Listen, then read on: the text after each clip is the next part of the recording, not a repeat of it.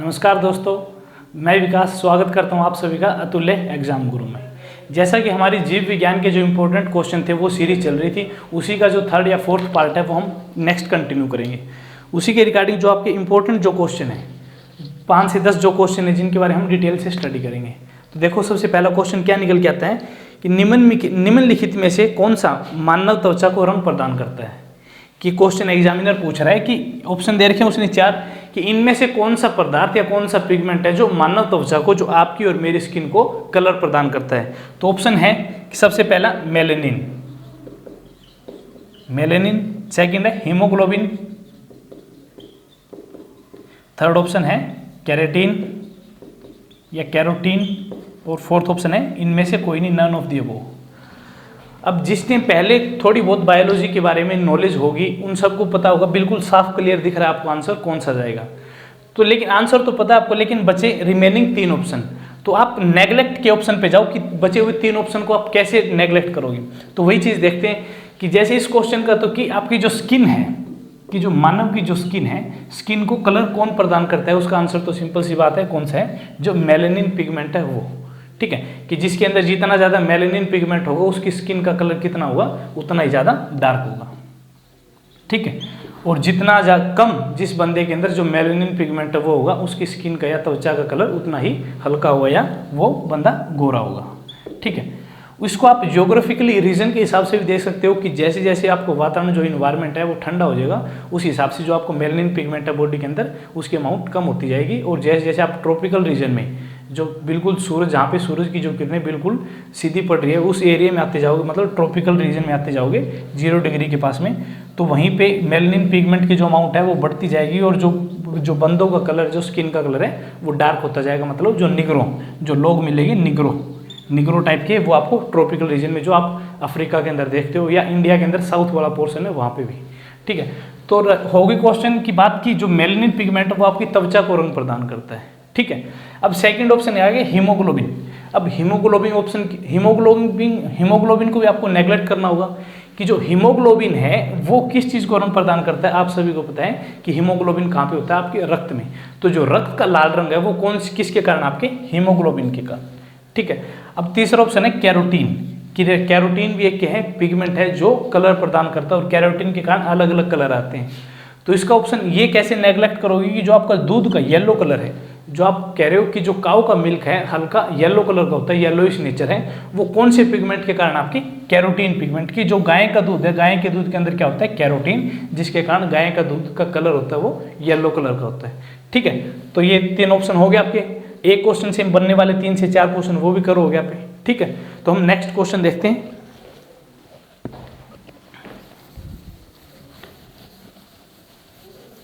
Next question क्या है, मानव शरीर के किस अंग से नेफ्रॉन का संबंध है।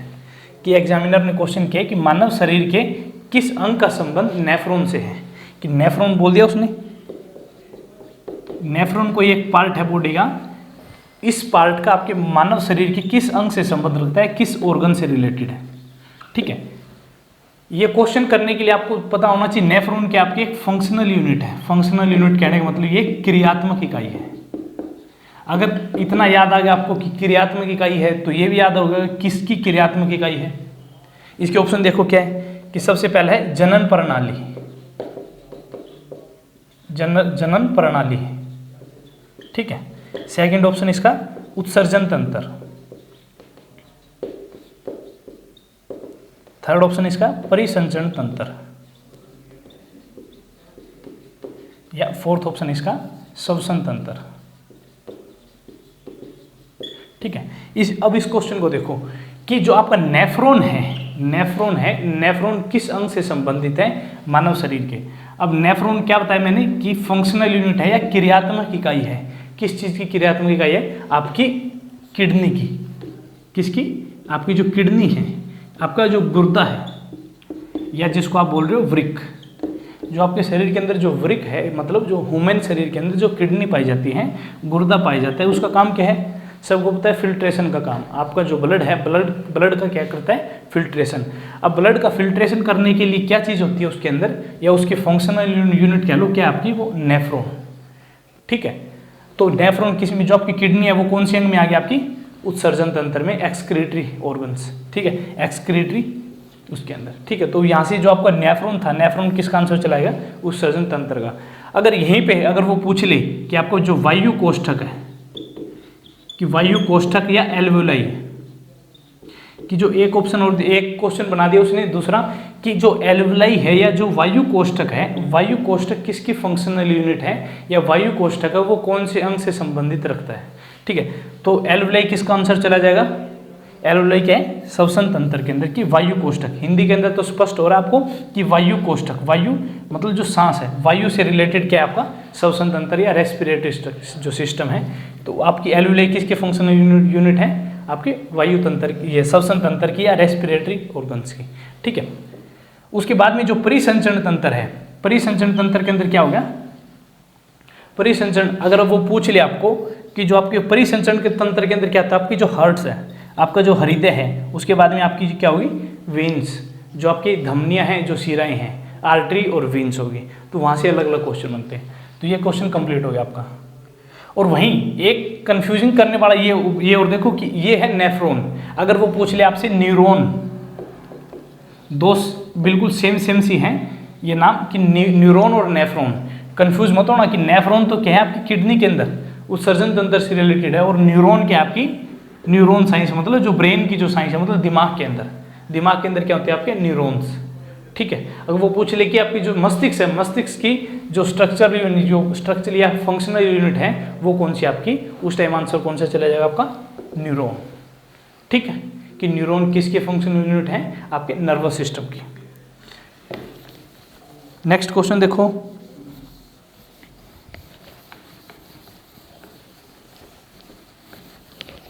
नेक्स्ट क्वेश्चन है हीमोग्लोबिन का डैश मुख्य घटक।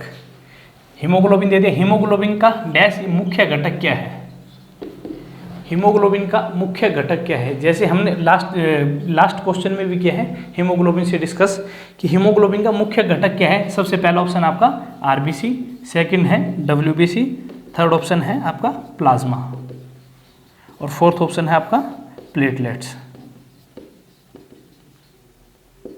ठीक है।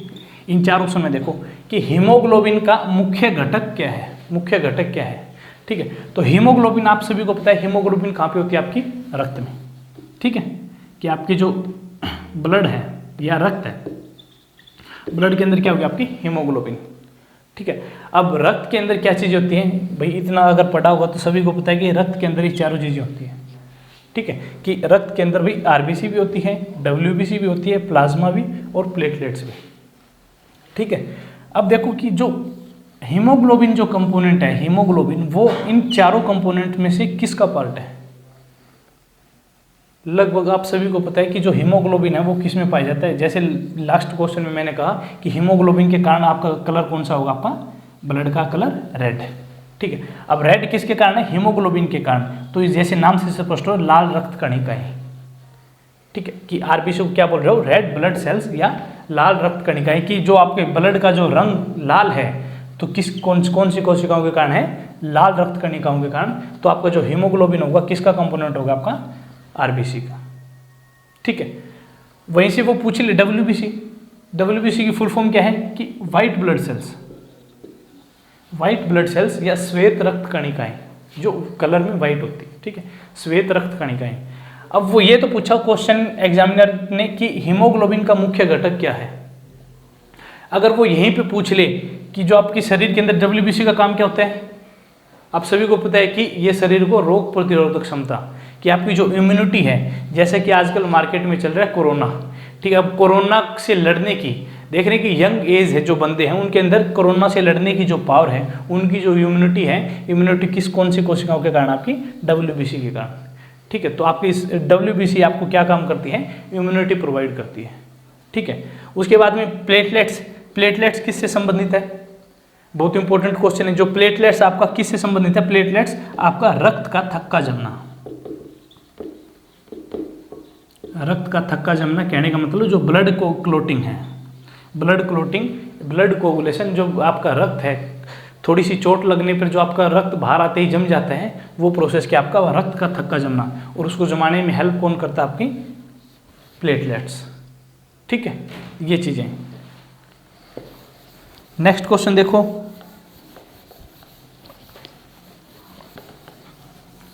नेक्स्ट क्वेश्चन क्या है कि उस ग्रंथि का नाम बताओ जो अन्य अंतःस्रावी ग्रंथियों के कार्य पर नियंत्रित करता है। कि उस ग्रंथि का, उस ग्लैंड का, उस ग्रंथि का नाम बताओ जो जितने भी आपके शरीर के अंदर कौन सी अंतःस्रावी ग्रंथि है, मतलब एंडोक्राइन, जितनी भी एंडोक्राइन ग्लैंड्स हैं, अंतःस्रावी ग्रंथियां हैं, कि उस ग्लैंड का, उस ग्रंथि का नाम बताओ जो आपकी शरीर के अंदर जितनी भी एंडोक्राइन ग्लैंड्स हैं उसके कार्य को कंट्रोल करती है, उनके कार्य को कंट्रोल करती है, नियंत्रित करती है, या उनको ऑर्डर देती है। उस ग्रंथि का नाम बताओ। ठीक है, तो यहाँ पे ऑप्शन क्या क्या है? ऑप्शन है सबसे पहला पिट्यूटरी, पिट्यूटरी ग्रंथि। सेकंड आपका अधिवृक्क ग्रंथि। थर्ड आपका अग्नाशय। फोर्थ ऑप्शन आपका वृक्क। ठीक है, अब इसके ऑप्शन देखो। ऑप्शन के अंदर सिंपल सी बात है, जो फोर्थ ऑप्शन है वृक्क, वृक्क मतलब किडनी। किडनी तो आपकी क्या है? कोई ग्रंथि नहीं है। ठीक है, किडनी तो क्या एक अंग है। उसके बाद में अग्नाशय देखो, अग्नाशय अंग तो है, उसके साथ में क्या है? अग्नाशय आपकी मिश्रित ग्रंथि है, मिश्रित ग्रंथि, मिक्स्ड ग्लैंड, जैसे कि हमने लास्ट लेक्चर, प्रीवियस लेक्चर में कवर किया है। अगर किसी ने ना देखा हो तो वो लिंक डिस्क्रिप्शन के अंदर लिंक प्रोवाइड कर रखा है, वहाँ पे जाके आप देख सकते हो कि अग्नाशय के बारे में जितने भी टाइप के क्वेश्चंस, जितने इंपॉर्टेंट क्वेश्चन बनते हैं वो हमने उस क्लास में कवर किए हैं। ठीक है, तो वहाँ से निकल के आया था कि अग्नाशय तो आपकी क्या है? मिश्रित ग्रंथि, मतलब कुछ पार्ट इसका क्या है? एक्सोक्राइन और कुछ क्या है? एंडोक्राइन। तो दो ऑप्शन तो वैसे ही नेग्लेक्ट हो गए आपके। उसके बाद में बचे आपके अधिवृक्क। अधिवृक्क, अधिवृक्क कौन सी होती है? आपकी एड्रेनल ग्लैंड, जो किडनी के ऊपर पाई जाती है। ठीक है, उसके बाद में एक हो गया आपकी पिट्यूटरी ग्लैंड। अब दो क्वेश्चन ये, दो ऑप्शन ये हो गए। ठीक है, इनमें से आंसर कौन सा आपका? जो पिट्यूटरी है, जो पिट्यूटरी ग्लैंड है उसका दूसरा नाम आप क्या बोल रहे हो उसको? पीयूष ग्रंथि।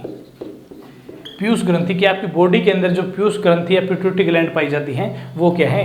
वो आपकी जितनी भी शरीर के अंदर अंतःस्रावी ग्रंथियां होती हैं उन सब का कार्य कंट्रोल करती है, उन सब का कार्य कंट्रोल करती है। ठीक है, तो इसका आंसर क्या चला गया आपका? पिट्यूटरी ग्लैंड या पीयूष ग्रंथि।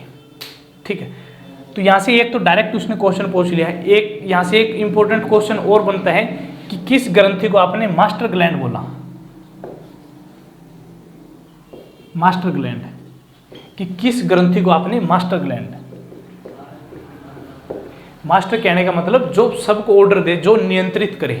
तो इस जो आपकी पिट्यूटरी है, जो पीयूष ग्रंथि है, उसका दूसरा नाम क्या है? मास्टर ग्लैंड, की मास्टर ग्रंथि कह रहे हो इसको।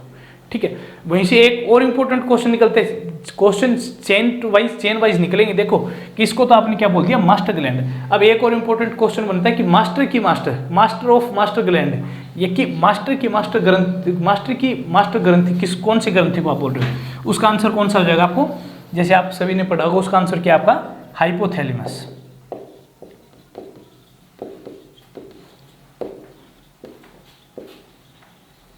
कि जो आपका हाइपोथैलेमस है वो मास्टर ऑफ मास्टर ग्लैंड है। वो क्या है कि आपकी पिट्यूटरी को भी ऑर्डर दे रहा है, पिट्यूटरी को भी नियंत्रित कर रहा है कि पिट्यूटरी क्या काम करेगी? आपकी बॉडी के अंदर जितनी भी ग्रंथियां उनको कंट्रोल करेगी, और ये पिट्यूटरी को भी कंट्रोल करता है।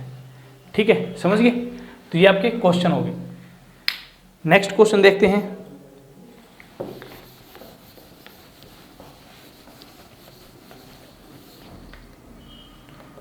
नेक्स्ट क्वेश्चन है, मानव शरीर की कौन सी कोशिकाएं मानव शरीर के सैनिक कहलाते हैं?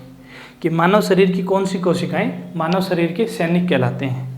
ठीक है, ये तो आप सभी को पता भी होगा, लास्ट क्वेश्चन में हमने कवर भी किया है कि सैनिक, सैनिक कहने का मतलब क्या है? जो आपके शरीर की रक्षा करे, जो आपकी प्रोटेक्शन करे।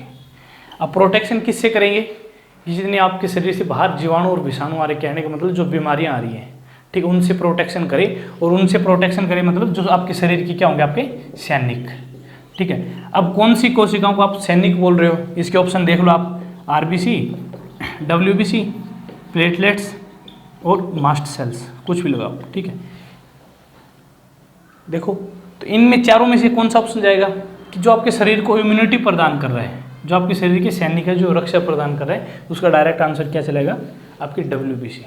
ठीक है, अब यहाँ से, अब ऑप्शन तो उसने डायरेक्ट आरबीसी डब्ल्यूबीसी बना दिए। अब एग्जामिनर कोई बढ़िया होगा या उसको कंपटीशन पछाड़ना होगा तो वो इनके ऑप्शन क्या देगा? वो देगा इरिथ्रोसाइट्स, इरिथ्रोसाइट्स, ल्यूकोसाइट, थ्रोम्बोसाइट और प्लेट, या कोई और option they they third option, कि वो उसने ऑप्शन बदल दिए कि पहला ऑप्शन दे दिया इरिथ्रोसाइट, दूसरा ल्यूकोसाइट, तीसरा थ्रोम्बोसाइट और fourth all of this above या कोई और।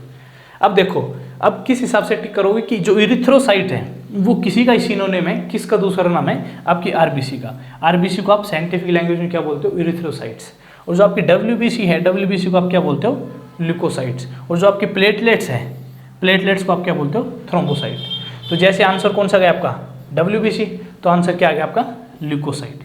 कि ल्यूकोसाइट वह कोशिका है जो आपके शरीर के, मानव शरीर के क्या कहलाते हैं, सैनिक कहलाते हैं, या जो आपके बॉडी को प्रोटेक्शन प्रोवाइड करते हैं।